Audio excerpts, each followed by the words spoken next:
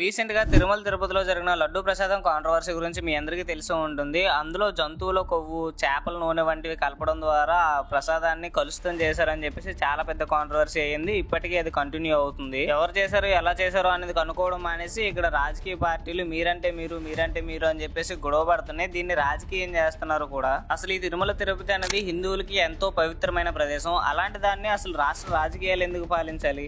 ఏకంగా హిందువులకి ఇది అంకితం చేసేయచ్చు కదా. సో దీన్ని మన దేశంలో ఒక కేంద్రపాలిత ప్రాంతంగా చేస్తే ఏ కూడా ఉండదు కదా. ఇలా చేయడం వల్ల ఏ ఉపయోగం జరుగుతుంది, ఇలా చేయడం వల్ల ఏం నష్టం జరుగుతుంది కూడా వీడియోలో అయితే మాట్లాడుకుందాం. వీడియో అయితే చాలా అంటే చాలా ఇంట్రెస్టింగ్ ఉండబోతుంది.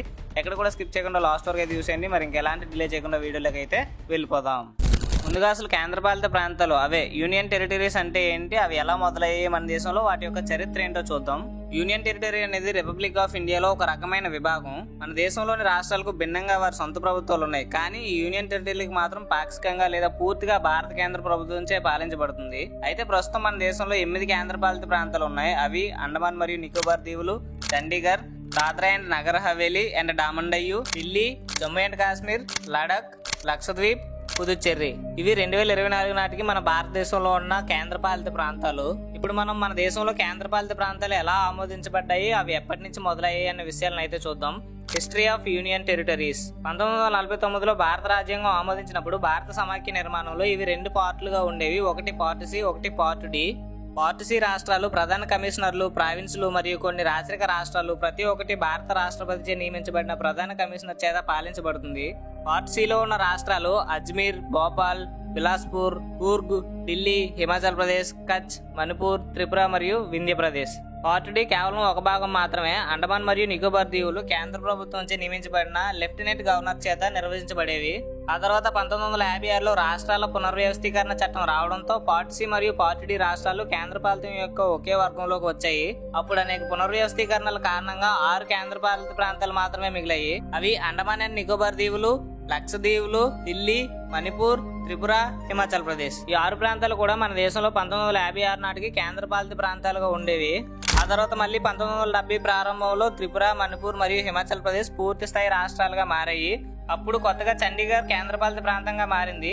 మిగతా ప్రాంతాలైనటువంటి దాద్రా అండ్ నగర్ హవేలీ, డామన్ అండ్ డయ్యు మరియు పుదుచ్చేరి ఇవి గతంలో బ్రిటిష్ పాలనలో మరియు వలస వచ్చిన పోర్చుగీస్, ఫ్రెంచ్ వాళ్ళచే పాలించబడడం వల్ల వీటిని మన భారత ప్రభుత్వం 1970లో స్వాధీనం చేసుకుని వీటిని కూడా యూనియన్ టెరిటరీస్ గా, అంటే మనకి కేంద్రపాలిత ప్రాంతాలుగా ఏర్పరచడం జరిగింది. ఇలా కొత్త కేంద్రపాలిత ప్రాంతాలని ఏర్పరిచిన తర్వాత చాలా సంవత్సరాల పాటు, అంటే దాదాపుగా 2019 వరకు ఈ కేంద్రపాలిత ప్రాంతాలు మారలేదు, అలానే ఉన్నాయి. కానీ రీసెంట్ గా 2019 ఆగస్టులో భారత పార్లమెంట్ జమ్మూ మరియు కాశ్మీర్ ని పునర్వ్యవస్థీకరణ చట్టం 2019ని ఆమోదించడం ద్వారా ఇక్కడ భద్రతాపరమైన చట్టాలను అమలు చేయడం కోసం జమ్మూ అండ్ కాశ్మీర్ రాష్ట్రాన్ని కేంద్రపాలిత ప్రాంతంగా నియమించారు. మరలా అదే సంవత్సరంలో అక్టోబర్ 31న లడక్ ను కూడా కేంద్రపాలిత ప్రాంతంగా నియమించారు. ఇలా జమ్మూ అండ్ కాశ్మీర్ ని అండ్ అలాగే లడక్ ని కేంద్రపాలిత ప్రాంతాలుగా మార్చడానికి ముఖ్య కారణం ఏంటి అంటే ఇవి పాకిస్తాన్ తో బార్డర్ ను షేర్ చేసుకోవడం, పాకిస్తాన్ కి దగ్గరగా ఉండడం అండ్ అలాగే ఇక్కడ తరచూ యుద్ధాలు జరగడం లేదంటే అటాక్స్ జరగడం లాంటివి జరుగుతూ ఉంటే ఇలా భద్రతాపరమైన చర్యలు తీసుకోవడం కోసం ఈ ప్రాంతాలని డైరెక్ట్ గా కేంద్రపాలిత ప్రాంతాలుగా చేశారు. అండ్ అలాగే ఇంట్రెస్టింగ్లీ ఇక్కడ మీరు ల్యాండ్స్ కొనలేరు, అమ్మలేరు కూడా.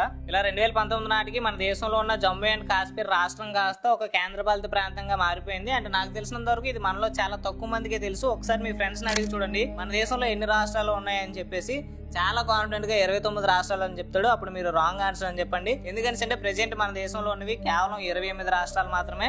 జమ్మూ అండ్ కాశ్మీర్ ఇప్పుడు ఒక కేంద్రపాలిత ప్రాంతం మాత్రమే. ఆ తర్వాత మళ్ళీ నవంబర్ 2019లో దాద్రా మరియు నగర్ హవేలీ మరియు డామన్ డయ్యు కేంద్రపాలిత ప్రాంతాలని రెండింటిని కలిపి ఒకే ఒక కేంద్రపాలిత ప్రాంతంగా విలీనం చేశారు. దాన్నే ఇప్పుడు మనం దాద్రా అండ్ నగర్ హవేలీ మరియు డామన్ అండ్ డయ్యు అని పిలుస్తున్నాం. ఇలా ఇప్పటికీ ప్రస్తుతం 2024 సెప్టెంబర్ నాటికి భారతదేశంలో 8 కేంద్రపాలిత ప్రాంతాలు ఉన్నాయి. అవి ఒకసారి మళ్ళీ చెప్తా వినండి. అండమాన్ మరియు నికోబార్ దీవులు, Chandigarh, Dadra Nagar and Haveli and Daman Diu, Ladakh, Jammu Kashmir, Lakshadweep, Puducherry, Delhi national capital territory అనేసి కూడా అంటారు దీన్ని. ఇలా మన దేశంలో అయితే 8 కేంద్రపాలిత ప్రాంతాలు అయితే ఉండడం జరిగింది. ఈ కేంద్రపాలిత ప్రాంతాల్లో ఇప్పుడు కొత్తగా మన తిరుపతిని కూడా ఒక కేంద్రపాలిత ప్రాంతంగా చేస్తే ఎలా ఉంటుందో మాట్లాడుకుందాం. ఫస్ట్ ఆఫ్ ఆల్ మీలో చాలా మందికి వచ్చే డౌట్ ఏంటంటే అసలు కేంద్రపాలిత ప్రాంతంగా తిరుపతిని ఎందుకు మార్చాలి? సో నా ఉద్దేశం ప్రకారం ఏంటంటే జమ్మూ కాశ్మీర్ కి అండ్ అలాగే లడక్ కి ఎలా అయితే భద్రత కల్పించడానికి చట్టాలను మార్చారో అలానే ఇక్కడ తిరుమల తిరుపతి యొక్క దేవస్థానాన్ని కాపాడడం కోసం చట్టాలను ఎందుకు మార్చకూడదు? ఇది హిందువులకి ఎంతో పవిత్రమైంది కదా, దీన్ని రాజకీయం ఎందుకు చేయాలి? అందుకనేసి చెప్పేసి నేను అనుకుంటున్నా. దీన్ని ఒకవేళ కేంద్రపాలిత ప్రాంతంగా చేస్తే ఎలా ఉంటుంది ఇప్పుడు మాట్లాడుకుందాం. First of all Tirumala Tirupati కనుక కేంద్రపాలిత ప్రాంతంగా మారితే అనేక ముఖ్యమైన మార్పులు మరియు చిక్కులు తలెత్తుతాయి definitely.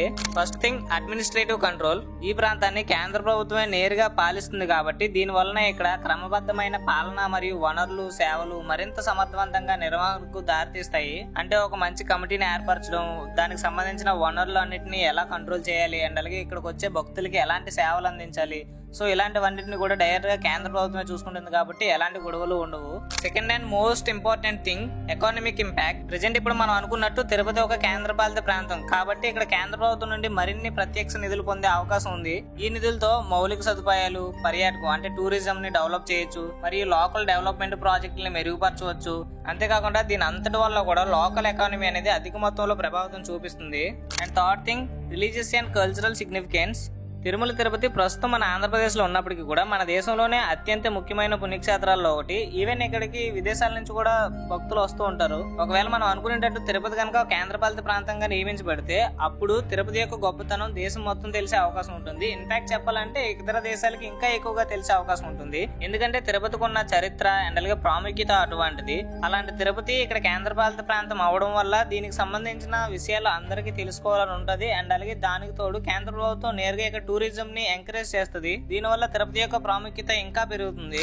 Fourth thing political dynamics.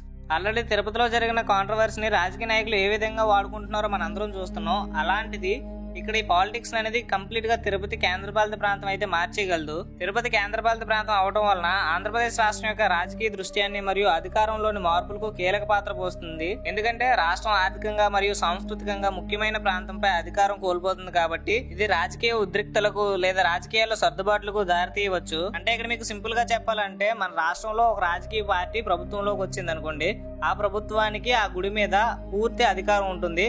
ఆ గుడిలో ఉండే ప్రతి ఒక్కటి వాళ్ళ ఆధీనంలోనే ఉంటుంది, వాళ్ళకి నచ్చినట్టు చేయొచ్చు. సో ఇఫ్ ఇన్ కేస్ అది కనుక కేంద్రపాలిత ప్రాంతం అయితే దాంట్లో వాళ్ళు టచ్ చేయడానికి కూడా అనుమతి ఉండదు. సో దీనివల్ల ఆ గుడిలో వచ్చే విరాళాలు గానీ లేకపోతే కానుకలు గానీ బహుమతులు గానీ ఏవైతే ఉన్నాయో ఆ శ్రీవారికి సంబంధించిన వాటి నేటిని రాష్ట్ర ప్రభుత్వాలు తాకడానికి కూడా హక్కు ఉండదు. ఇలాంటివి లేకపోతే రాజకీయ నాయకులకి ఎంత కష్టమో మీకు నేను స్పెషల్ గా చెప్పాల్సిన అవసరం లేదనుకుంటున్నా. ఎస్పెషల్లీ వాళ్ళు దోచుకునేదే ఇలాంటి వాటి నుంచి. And fifth thing legal and regulatory changes. Basic గా కేంద్రపాలిత ప్రాంతాలకు నిర్దిష్టమైన చట్టాలు మరియు నిబంధనలు వర్తిస్తాయి. ఇవి ప్రస్తుతం ఆంధ్రప్రదేశ్ అధికారం పరిధిలో ఉన్న వాటికి భిన్నంగా ఉండొచ్చు. అంటే ఇప్పుడు మన గవర్నమెంట్ కి డిఫరెంట్ గా ఉండొచ్చు. తిరుపతి ఒక కేంద్రపాలిత ప్రాంతం అయింది అనుకోండి, మన గవర్నమెంట్ కి అక్కడ తిరుపతి కేంద్రపాలిత ప్రాంతం అయినప్పటికీ సో కేంద్రపాలిత ప్రాంతంలో ఒక రూల్స్ ఉంటాయి, మన రాష్ట్రంలో ఒక రూల్స్ ఉంటాయి, అవి తిరుపతికి వర్తించవు. దీనివల్ల చాలా ఘర్షణలు జరిగే అవకాశం ఉంటుంది. దీనివల్ల లోకల్ బిజినెసెస్ మీద లోకల్ ఎకానమీ మీద చాలా ఇంపాక్ట్ చూపిస్తుంది. ఈవెన్ ఇక్కడ లివింగ్ లైఫ్ కూడా చాలా కాస్ట్ ఉంటుంది. ఇన్ కేస్ ఇవన్నీ సడన్ గా కానీ పెరిగిపోతే అక్కడ ఉండే మిడిల్ క్లాస్ ఫ్యామిలీకి లివింగ్ లైఫ్ అనేది చాలా కష్టం అవుతుంది. అప్పుడు last final thing public services. Tirupati ఒక కేంద్రపాలిత ప్రాంతంగా మారడం వలన ఇక్కడ డైరెక్ట్ గా కేంద్రం నుంచి నిధులు వస్తాయి కాబట్టి వీటి వలన ఇక్కడ విద్య, వైద్యం, రవాణా వంటి ప్రజా సేవలు మరియు సౌకర్యాలు చాలా బాగుంటాయి. అయితే ఇప్పటివరకు మనం చెప్పుకున్నవన్నీ ఎగ్జాక్ట్లీ జరుగుతాయని చెప్పలేము ఒకవేళ తిరుపతి యూనియన్ టెరిటరీగా మారినప్పటికీ కూడా. ఎందుకంటే అక్కడ జరిగే లోకల్ పాలిటిక్స్ కానీ అక్కడి నుంచి వచ్చే ప్రెజర్ కానీ లేకపోతే ఘర్షణలు కానీ ఇవి చాలా ఇంపాక్ట్ చూపిస్తాయి. సో ఇది ఫ్రెండ్స్ ఇవాళ ఇంట్రెస్టింగ్ వీడియో ఎలా అనిపించిందో కింద కామెంట్ సెక్షన్ లో కామెంట్ చేయండి. అండ్ అలాగే ఈ వీడియోని ఇంతవరకు చూసి ఇంకెవరైనా వీడియోకి లైక్ చేయకపోతే ప్లీజ్ వీడియోకి అయితే లైక్ చేయండి. అండ్ అలాగే ఇంకెవరైనా ఛానల్ కి కొత్తగా వచ్చి సబ్స్క్రైబ్ అవ్వకపోతే సబ్స్క్రైబ్ చేసుకోండి. ఇలాంటి కంటెంట్ మన ఛానల్లో రెగ్యులర్ గా వస్తూ ఉంటుంది. అండ్ మళ్ళీ మంచి ఇంట్రెస్టింగ్ వీడియోతో కలుసుకుందాం. అంటిల్ దెన్ సెలవు, టాటా, బై బై, జై హింద్.